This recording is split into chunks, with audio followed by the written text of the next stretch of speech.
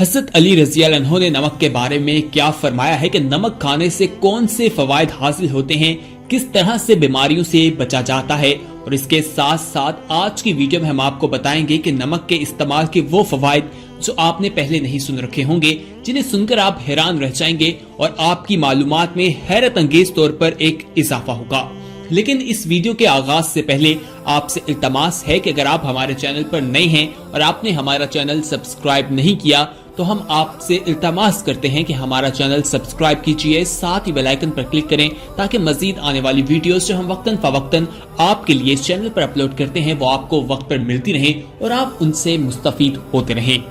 दोस्तों, सबसे पहले हज़रत अली रज़ी अल्लाह अन्हु की जिंदगी से नमक खाने के बारे में जो एक वाकया मिलता है कि हज़रत अली रज़ी अल्लाह अन्हु ने नमक खाने के बारे में क्या फरमाया है वो आपके साथ शेयर करते हैं।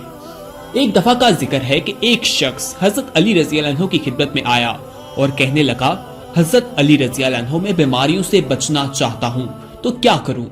उस शख्स का ये सवाल सुनकर हज़रत अली रज़ी अल्लाह अन्हु ने फरमाया, ए शख्स, तुम खाने से पहले थोड़ा सा नमक चखो, इसके बाद खाना खाया करो और जब खाना खत्म कर लो उसके बाद थोड़ा सा नमक चख लिया करो। अल्लाह तुम्हें लातादाद बीमारियों से अपनी पनाह में रखेगा।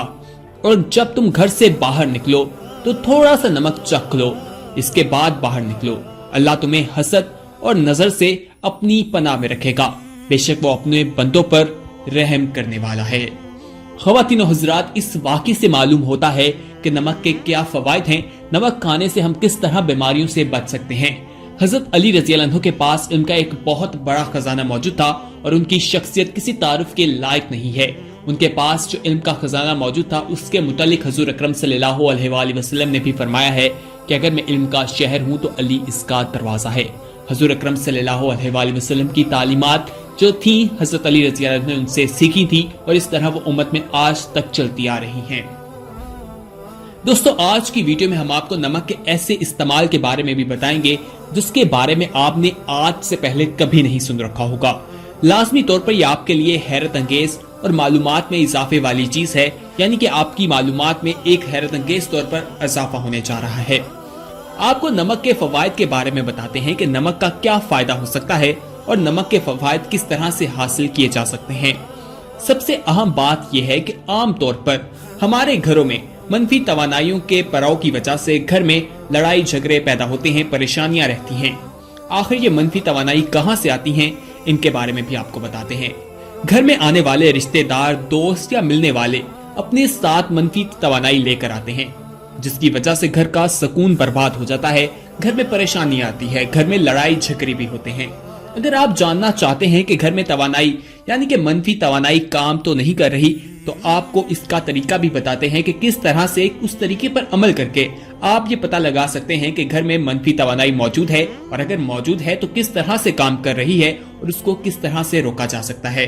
और इससे मालूम हो जाएगा जो तरीका हम आपको बताएंगे कि मनफी तवानाई काम कर रही है या नहीं, और फिर उस मनफी तवानाई को किस तरह से खत्म करना है वो तरीका भी आपको बताते हैं। दोस्तों, आपने एक साफ शीशे का गिलास लेना है, उसमें एक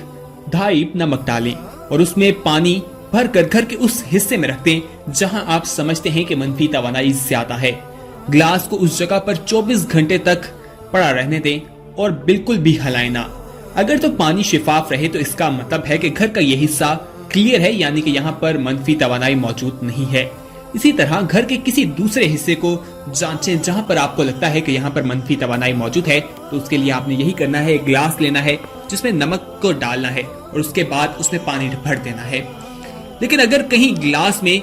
पानी जो मौजूद था उसका रंग तब्दील हो जाता है और पानी शिफाफ नहीं रहता तो आपने इस तरीके को दोबारा करना है, इसको दोबारा रिपीट करें। पानी के रंग की तब्दीली का मतलब है कि आपके घर में मनफी तवानाई मौजूद है,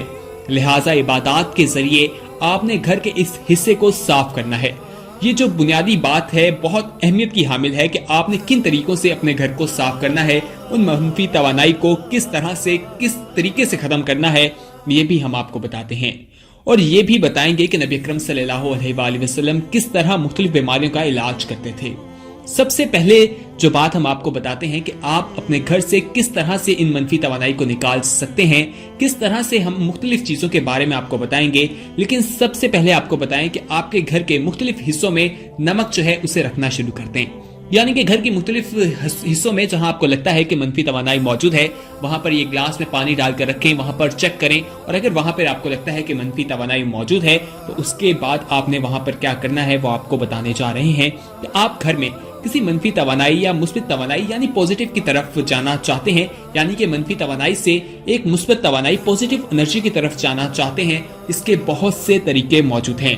اس کے ذریعے ہم آپ کو منفی توانائی کو ختم کر سکتے ہیں۔ بہت سے طریقے موجود ہیں۔ سب سے پہلے آپ کو بتائیں کہ گو گرین یعنی کہ پلانٹس کو گھروں میں لگائیں کا ایک یہ نیچرل طریقہ ہے اس توانائی کو نکالنے کا۔ اس بات کو یقینی بنائیں کہ آپ اس جگہ پر جہاں سب سے زیادہ ٹائم سپینڈ کرتے ہیں وہاں پر اپنے ارد گرد پودے رکھیں، یعنی کہ وہاں پر گرینری زیادہ سے زیادہ ہو، یعنی کہ آپ اپنی گیلری میں بھی رکھ سکتے ہیں۔ اس کے ساتھ ساتھ اپنے کمرے کے باہر جو ایک کھڑکی ہے جہاں سے ہوا اندر آتی ہے یا روشنی اندر آتی ہے اس جگہ پر بھی آپ اس کو رکھ سکتے ہیں۔ وہاں سے آنے والی جو روشنی ہے وہ اس منفی توانائی کو ختم کرنے میں بہت مددگار ثابت ہوگی اور اس کو ایک مثبت توانائی میں بدلے گی، ایک اچھی چیز میں بدلے گی، اور آپ کے اندر ایک تبدیلی بھی آپ کو ہوتی ہوئی دکھائی دے گی۔ اس کے بعد آپ جس جگہ کے بارے میں لگے کہ یہاں پر نیگیٹو انرجی ہے، یہاں پر نیگیٹو انرجی بہت زیادہ تعداد میں موجود ہے، اس جگہ کو زیادہ جلدی ہو جتنی جلدی ہو سکے اسے چھوڑ دیں، اس سے دور ہو جائیں۔ اس سے زیادہ دور رہنا ہی بہتر ہے، کیونکہ جادوئی اور اسیب ایک شیطانی عمل ہے، اور قرآن حکیم میں اللہ تعالیٰ نے کہا ہے کہ یہ جو ہے انسانوں اور جنوں کا فعل ہے، یعنی کہ یہ ان انسانوں کا، خبیث انسانوں کا فعل ہے۔ اس چیز کا سب سے زیادہ ارتقا یہود و انصار کرتے ہیں۔ اہل اسلام میں بھی اس گناہ میں ملوث پائے جاتے ہیں، یعنی کہ اہل اسلام میں موجود مسلمان جو ہیں وہ بھی اس گناہ میں کرتے ہوئے دکھائی دیتے ہیں۔ حالانکہ تینوں مذاہب میں اس کی اجازت نہیں ہے اور اس حوالے سے سخت وعید سنائی گئی ہے، یعنی کہ ان کو سخت سزا دی جائے گی، اور اسلام میں کہا گیا ہے کہ جو ایسے عمل میں ملوث ہوتا ہے وہ مسلمان نہیں، وہ ہم میں سے نہیں۔ یہ بہت ہی سخت قسم کی باتیں ہیں، ہمیں ان سے سیکھنا چاہیے۔ خواتین و حضرات، جس طرح اللہ تعالیٰ نے ہر مرض کی دوا پیدا کی ہے، اسی طرح اس شیطانی عمل کا علاج بھی اللہ تعالیٰ نے پیدا کر رکھا ہے۔ وہ بھی آپ کو بتائیں گے کہ آخر کس طرح سے اس بری چیز سے، اس نیگیٹو انرجی سے دور رہا جا سکتا ہے، اس کو کس طرح سے پوزیٹیو طریقے میں بدلا جا سکتا ہے۔ خواتین و حضرات، اس کو دم کرنے کے طریقے سے بھی بدل سکتے ہیں۔ دم جو ہے جس میں اللہ تعالیٰ کے کلام ہوتے ہیں وہ بہت ہی فائدہ مند ہوتے ہیں، اس سے ہماری زندگی تبدیل ہو سکتی ہے۔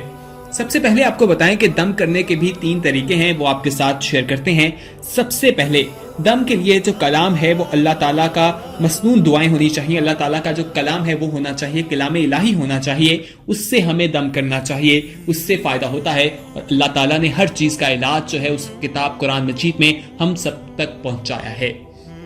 اس کے بعد جو دوسرا ہے اس میں سٹیپ آتا ہے وہ ہے کہ مسنون الفاظ کا استعمال کیا جائے، ان کو عربی زبان میں استعمال کیا جائے، یعنی کہ جو احادیث، جو آیات اس دم میں استعمال کی جا رہی ہیں ان کا ترجمہ استعمال نہ کیا جائے، بلکہ ان کو اسی طرح آیات کو عربی زبان میں ہی استعمال کیا جائے، تو ہی یہ فائدہ مند ثابت ہوتی ہیں۔ اسی طرح اس کے ساتھ ہمارا یہ عقیدہ ہونا چاہیے کہ یہ جو ہم دم کر رہے ہیں یہ اس کی حقیقت ہے، اس سے فائدہ ہوگا، لیکن اس کا ذریعہ جو ہے وہ اللہ تعالیٰ کی ذات ہوگی، اللہ تعالیٰ ہی ہمیں شفا دینے والے ہیں، اور بالکل ایسا ہی ہے، کیونکہ اللہ تعالیٰ ہمارے حقیقی مالک ہیں، انہوں نے ہمیں بنایا ہے، وہ ہمارے آقا ہیں، ہر چیز ان کی کائنات قدرت میں ہے، وہ جس طرح سے چاہتے ہیں، جس چیز کو لے کر چلنا چاہتے ہیں اسی طرح سے کرتے ہیں۔ کوئی بھی چیز اللہ تعالیٰ کی اجازت کے بغیر ممکن نہیں ہے، یہ بات ہمیں اپنے ذہن میں بٹھا لینی چاہیے، اور اس عقیدے کے ساتھ ہی ہمیں یہ دم کرنا چاہیے، پھر ہی یہ ہمارے لیے فائدہ مند ثابت ہوتا ہے۔ اگر ایسا نہیں کیا جائے گا تو ہو سکتا ہے کہ اس طرح کرنے سے نیگیٹو انرجی جو ہے وہ ختم نہ ہو، جو ایک منفی توانائی ہے وہ اسی طرح رہے اور اس پر کچھ اثر نہ ہو۔ اس لیے ہمیں چاہیے کہ ہم ان 3 چیزوں پر عمل کریں، یعنی کہ کلام الہی جو ہے، مسنون دعائیں، حدیثیں وغیرہ جو ہیں ان کو عربی زبان میں ہی پڑھیں، اور اللہ تعالیٰ کے کلام کے ساتھ ہی اس کا توڑ کیا جائے، اور عقیدہ ہو کہ دم ہمیں صرف جو ہے اللہ تعالیٰ کی ذات کے لیے کر رہے ہیں، اس کی جو ہمیں شفا جو دینی ہے وہ اللہ تعالیٰ کی ذات نے دینی ہے، یہ تو صرف ایک ذریعہ ہے، اس ذریعے سے ہی ہم ایسا کر رہے ہیں۔ خواتین و حضرات، آج کی اس ویڈیو میں ہم نے آپ کو نمک کے فوائد کے بارے میں بتایا ہے۔ یقیناً بہت سے ایسے فوائد آپ کو ہم نے بتائے ہیں جن کے بارے میں آپ آج سے پہلے نہیں جانتے تھے، اور اس سے آپ کی معلومات میں بہت زیادہ اضافہ ہوا ہوگا۔ लेकिन अगर आपने अभी तक हमारा चैनल सब्सक्राइब नहीं किया तो फौरन सब्सक्राइब कीजिए,